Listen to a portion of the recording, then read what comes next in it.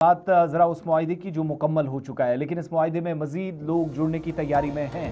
तुर्की, पाकिस्तान और सऊदी अरब के बाद इतलात ये हैं कि मिस्र की भी शमूलियत का इम्कान इस नए अलायंस में। बड़ी खबर आपको बता रहे हैं कि तुर्क वज़ीर ख़ारजा हाकान फैदान ने कहा कि बाज़ तकनीकी मामला तय होने के बाद मिस्र, तुर्की, पाकिस्तान और सऊदी अरब के दरमियान नए दिफाई माहदे में शामिल हो सकता है। यानी मिस्र को भी अब इसमें शामिल किया जा सकता है। उनके मुताबिक रजब तैयब एर्दोगान चाहते हैं कि इत्तेहाद 3 बानी ममालिक तक महदूद न रहे, बल्कि खित्ते के दीगर ममालिक को भी इसके दायरे में शामिल किया जाए। साथ ही साथ कहा गया कि अगर किसी रुकन मुल्क पर हमला होता है तो इत्तेहादी ममालिक इस बात पर मुशावरत करेंगे कि किस नवीयत, सतह और तरीक़ेकार के तहत मदद फराम की जाएगी। इस पर बातचीत जो है वो जारी है।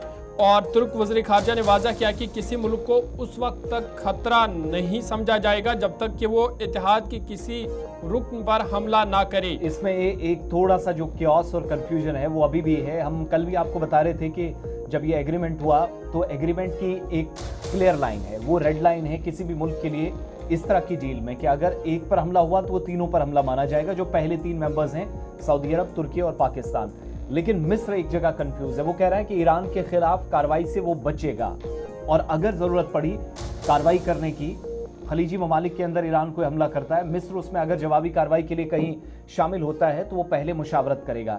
यानी ईरान के साथ डायरेक्ट लड़ाई में भी कोई नहीं जाना चाहता और इस डील का हिस्सा भी बनना चाहते हैं। इस डिफेंस एग्रीमेंट का जो मक्का के अंदर हुआ सऊदी अरब में परसों, उस पर ग्रीन सिग्नल भी हुकूमती सतह पर देना चाहते हैं।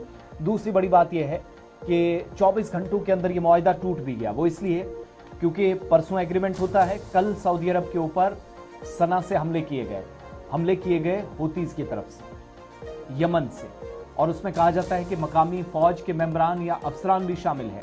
यानी एग्रीमेंट होने के कुछ घंटों के बाद यमन से फिर से सऊदी अरब पर हमले हुए।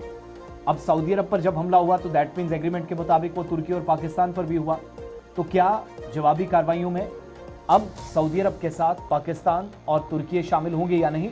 अभी तक कम से कम दोनों बचते हुए दिखाई दे रहे हैं। तो एक चीज़ तो क्लियरेंस है, बिल्कुल क्लियर है कि हमले जवाबी ज़रूर होंगे, लेकिन अपनी अपनी जगह एक एक मुल्क ही लड़ेगा। अब बैकडोर शायद किसी तरह की सपोर्ट हो, लेकिन डायरेक्टली कोई इन्वॉल्व नहीं होना चाहता। ये सारी सूरत हाल है। तो एग्रीमेंट को हम ब्रेक होते हुए भी देख रहे हैं।